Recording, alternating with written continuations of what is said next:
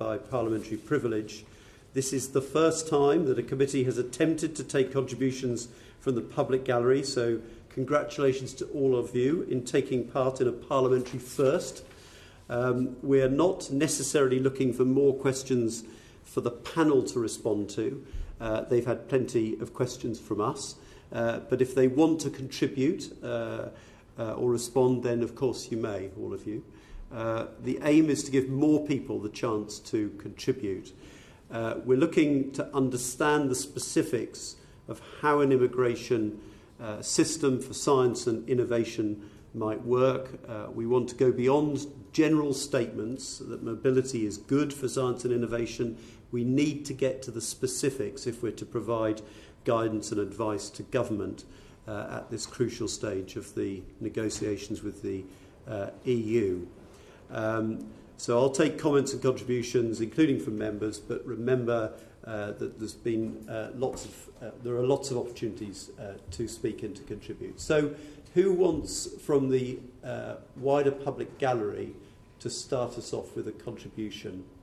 And please don't all remain silent, or this will be a very disappointing parliamentary first.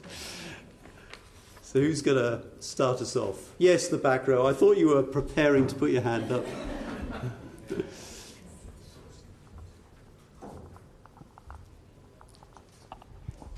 Thank you. I'm Robert Massey. I'm from the Royal Astronomical Society.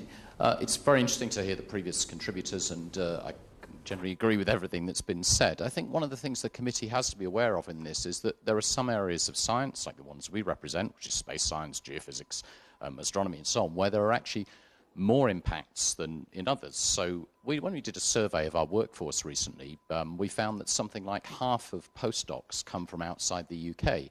So in other words, if you don't get this right, if the system goes wrong and it deters those people from coming here, about a third of those, a third overall, sorry, from other EU countries as well. But if you deter them from coming here, things will go badly wrong.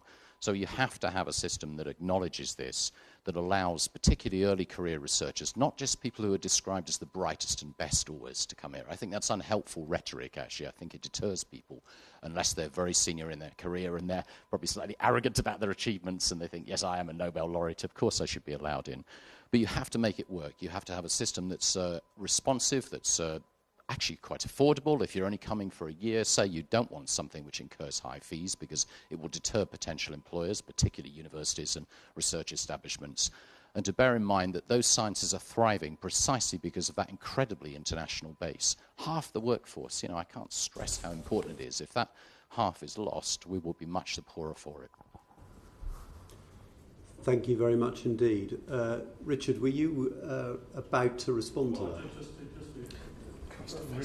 Richard, can you... I'm sorry, it's a bit offensive to people behind you, but could you face forward for the camera purposes? Really, just to reinforce the point that's just been made, the scientific workforce is certainly in universities, is absolutely dependent on this very wide range of talent we attract from abroad. Now, don't misinterpret that. We do have very, very considerable talent in UK scientists, but something I know in University College London, where I work, a third of the research workers come from outside the UK, and we must keep this talent pool if we're to retain our preeminence in science. Okay, thank you. Let me just read a tweet from Colin Wilson.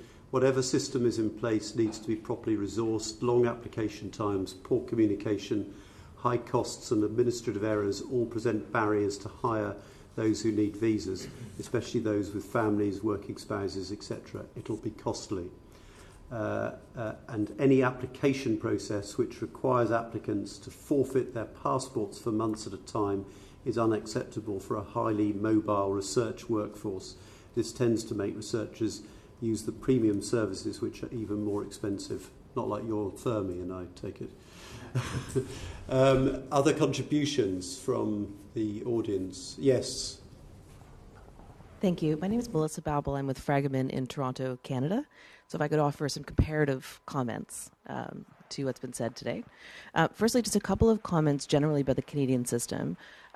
The application process in Canada is really divided between those who are visa-exempt countries, which is a significant number of countries, as opposed to visa-requiring countries. So a visa-exempt national who qualifies for a work permit, so either an intercompany transfer or a free trade-based work permit, can apply on entry to Canada. So, for example, a UK national who qualifies as an intercompany transfer would simply fly to Canada, make an application at the border, and be admitted, and a decision would be made at that time. It's adjudicated on the spot. So in terms of speed, that's about as fast as you can get. Visa-requiring nationals who qualify under various different categories, including the new global talent stream, are guaranteed in 80% of cases, so to question on the guarantee, but processing times are meant to be 2 weeks. So once you have an approval for a work permit category, as opposed to it taking 2 or 3 or 4 months, it could take 2 weeks at the visa office. Work like that? Do they meet that timescale? So the applications are all received online, and the government has the capacity to push applications to various visa offices for decisions to meet that 2-week processing requirement. So it is, I mean, in practice, we file many of these applications. I would say in practice, it works very, very well. This application system came into effect June 2017, so it's actually the anniversary of the new processing system, and I would say by and large works very well.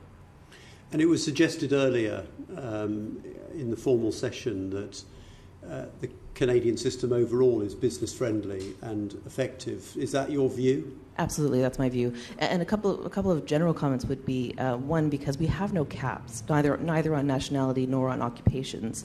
It really is an employer-driven and position-driven system. So if there's a need for a particular position, then the person who is able to fill that need, irrespective of nationality, can apply for a work permit to permit them to enter Canada. Oh, very interesting. Right, thank you very much for that. Next contribution at the back, yes? Hi, my name is Erin Clore. I'm also with Fragaman, specialized in French immigration matters. One of the things that I saw, and I think it's very similar to what you see in Canada, is a big move towards attracting workers who are in these highly skilled categories that countries want to attract. And in France, with the implementation of a new immigration law in November of 2016, there was a series of categories created under what's called the passport talent category. There's subcategories, and one of them is for researchers. Can you keep the microphone close to you? Sorry. Yeah, thank you. For researchers and scientists. And under this new category, they've removed the work permit application, and instead, if the individual is outside of France, they can make the application at the consular post, and so the processing time is just the time to get the visa, which is generally 2 to 3 weeks. And it works very well. We haven't seen too many delays. And a lot of employers and research institutions are using this visa. So it sounds like France and Canada stand out as business-friendly, science-friendly jurisdictions. Yes, we've seen a huge amount of changes over the past couple of years. There's now a work permit exemption for people in engineering categories, finance, management, things like that. So in addition to for scientists and researchers, you also see this in other categories as well to increase, I would say, business and movement. And they both appear to be actively encouraging people to come to those countries. Yes, absolutely. Yeah. Now, in France, there's still labor market tests for certain categories if the individuals don't meet the criteria for these categories. So it does exist, but it's limited to those individuals who don't meet the salary criteria or the qualification criteria. Thanks very much. Vicky? I just wanted to come back to what was said about the space sector, and you mentioned postdocs, because I think I remember when we took evidence before from our Brexit session that the head of the Royal Society saying that where people tended to do their first postdoc, they were more likely to then stay. And my question is, what's the difference between getting a student visa in terms of times and costs and then getting a PhD visa? Is it the same? Or then getting a permanent researcher visa? And do we need to do a special sort of category for this group, postdocs? Okay, I should stress I'm not an immigration policy expert, but my understanding is certainly that postdocs the area that universities worry about. It's the one that has the most international workforce in our survey. So whatever system you devise, it's an important area.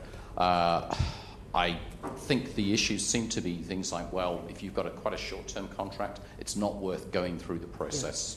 The applicant may well feel that as well if you're thinking, well, I'm applying for a one-year post to do a particular piece of work, because perhaps that's all the funding that's there, perhaps it is just a very short-term project. Do I really want to go through the process of taking several months? The other feedback we had was that if someone applies for a grant, when they have the decision, the expectation is generally that the grant switches on quite quickly, that they get on with it. Yeah. If they then, at the time they hear the decision, there is then a delay of several months before they can bring the people they need in to do the work, that hinders it, it doesn't play well with the research council and so on. So it's another deterrent. So I can't give you enough information on the specific details, but I know that it's a constant irritation at best to the people running research groups, that bringing those people in is a struggle, for the reasons around salary and all the other things that have come into it. There's also perhaps an equalities issue in the sense that if you have a young family, it's probably just not going to be worth your while. If you think, well, I not only have to get a visa for myself, but then persuade the UK Border Agency to let my family in and children and so on, all of those factors just don't encourage you to come. I'd say we need a welcoming environment. It's something like, the best approaches of Australia and New Zealand where, if you're in a particular occupation, there is at least an incentive to come as something that advertises the UK as a place to come, not Thank one you. that says this is hard. A quick comment from Richard. Postdocs are an absolutely vital part of the scientific workforce, as in addition to PhD students. One of the big issues with postdocs is the cost of the visa. Postdoc salaries are not very high. If you bring a family, the cost can be absolutely prohibitive.